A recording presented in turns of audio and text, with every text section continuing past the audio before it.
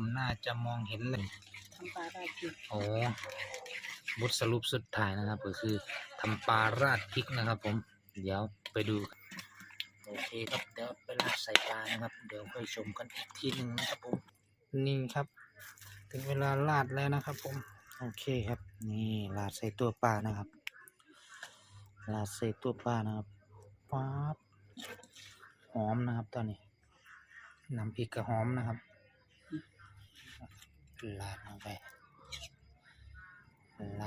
ครับผม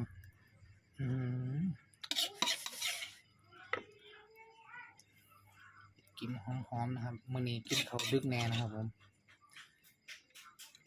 นี่ครับฝนตกแห้งนะครับเพิ่งได้มาทำอาหารนะครับผม